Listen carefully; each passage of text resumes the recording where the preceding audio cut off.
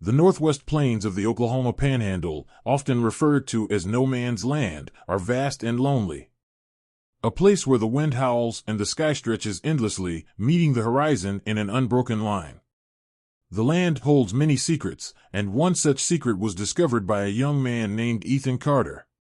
Ethan was a 25-year-old geologist who had always been fascinated by the unique geography of the Panhandle. He had spent years studying the ancient formations and peculiarities of the region, believing that the land held mysteries yet to be uncovered. His most recent research had led him to a particularly desolate stretch of prairie, far from any town or road. One sweltering summer afternoon, Ethan set out to investigate an area that local legends claimed was cursed. The stories spoke of strange lights, disappearances, and a sense of unease that permeated the air. Undeterred by these tales, Ethan was determined to find a scientific explanation for the phenomena. As he hiked across the barren landscape, he noticed an unusual formation of rocks in the distance.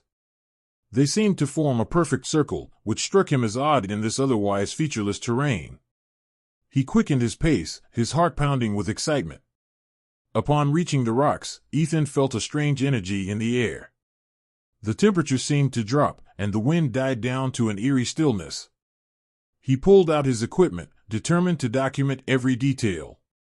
As he set up his camera and sensors, he noticed a faint, shimmering light at the center of the circle. Ethan approached the light cautiously, his scientific curiosity overcoming his fear. The light grew brighter as he got closer, revealing what appeared to be a swirling vortex. It was as if the fabric of reality itself was being twisted and pulled into this singular point. He reached out a hand, mesmerized by the sight. The moment his fingers touched the edge of the vortex, Ethan felt a powerful force yank him forward. He stumbled, trying to pull away, but it was too late. The vortex enveloped him, and he was plunged into darkness.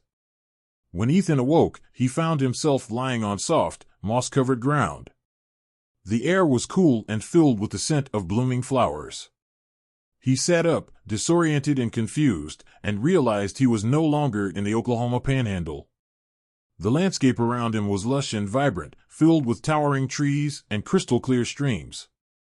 As he stood up and took in his surroundings, Ethan noticed that the sky had an otherworldly quality to it. It shimmered with hues of purple and green, unlike anything he had ever seen on Earth. He realized with a jolt that he must have traveled to another dimension. Ethan began to explore this strange new world, his mind racing with questions. How had he ended up here? Was there a way back? As he wandered through the forest, he encountered creatures that defied description, ethereal beings with translucent wings, luminescent plants that seemed to hum with energy, and animals that moved with an almost supernatural grace. Despite the beauty of this place, Ethan couldn't shake the feeling that he was being watched.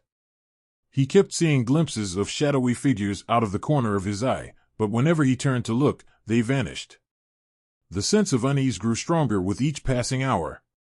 After what felt like days of wandering, Ethan came upon a clearing where a group of beings stood waiting. They were tall and humanoid, with features that were both alien and familiar. Their eyes glowed with a soft, blue light, and they radiated an aura of wisdom and power. One of them stepped forward and spoke in a melodic language that Ethan couldn't understand. Yet, somehow, he could sense the meaning behind the words. They introduced themselves as the guardians of the vortex, protectors of the portal that connected their world to others. "You are not the first to stumble upon our realm," the guardian said, their voice resonating in Ethan's mind. "The vortex is a bridge, but it is not meant for your kind." Ethan explained how he had found the vortex and pleaded for their help to return home. The guardians listened patiently, their expressions unreadable. "The vortex is unstable," the guardian explained. "It opens and closes at random intervals, and its path is unpredictable. However, there is a way to control it, but it requires great power and understanding." The guardians offered Ethan a choice. He could stay in their world and learn their ways, or he could undertake a perilous journey to obtain the means to control the vortex and return home. Driven by a longing to see his family and friends again, Ethan chose the latter. They provided him with a map and a cryptic set of instructions. He was to seek out the heart of the forest, a powerful artifact that could stabilize the vortex. The journey would be fraught with danger, but it was his only hope. Ethan set off with a mix of trepidation and determination. The path led him through dense forests, across roaring rivers, and up steep mountains. Along the way, he faced numerous challenges, treacherous terrain, fierce creatures, and strange phenomena that defied the laws of physics. Despite the hardships, Ethan pressed on, driven by the thought of returning home. He learned to navigate the land, gaining a deeper understanding of its mysteries. He also encountered other travelers who had been stranded in this world, each with their own tales of woe and wonder. After weeks of arduous travel, Ethan finally reached the heart of the forest. It was a massive, ancient tree that pulsed with a radiant energy. At its base lay the artifact he had been seeking, a crystalline orb that seemed to contain the very essence of the forest. As he reached out to touch the orb, he was confronted by a fearsome guardian, a creature of pure energy that challenged his right to take it. Ethan had to prove his worth through a series of trials, testing his courage, wisdom, and compassion. With great effort and determination, Ethan passed the trials and claimed the orb. The guardian, now respectful of his resolve, allowed him to take the artifact and wished him luck on his journey. With the orb in hand, Ethan retraced his steps back to the clearing where he had first met the guardians. They welcomed him back and guided him to the vortex. The orb began to glow, and the vortex stabilized, its swirling energy becoming calm and focused. "Remember, the path is still treacherous," the lead guardian warned.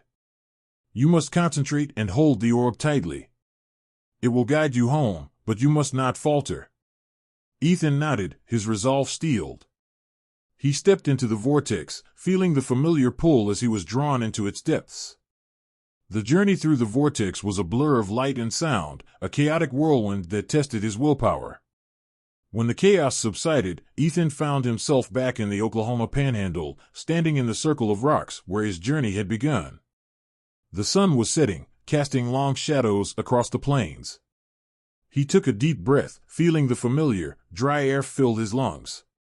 Ethan fell to his knees, overcome with emotion. He had returned home, but he knew he was forever changed by his experiences. The vortex had shown him wonders and dangers beyond his wildest imagination, and he carried those memories with him like a scar and a treasure.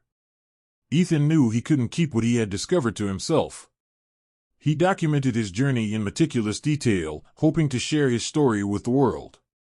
He also made a solemn vow to protect the vortex and ensure that others did not stumble upon it unprepared. As he stood once more in the circle of rocks, Ethan felt a deep sense of purpose. The vortex was a gateway to unimaginable possibilities, but it was also a reminder of the fragility of reality and the unknown dangers that lay beyond. Ethan became a guardian in his own right, watching over the vortex and guiding those who sought its mysteries, ensuring that the balance between worlds remained undisturbed.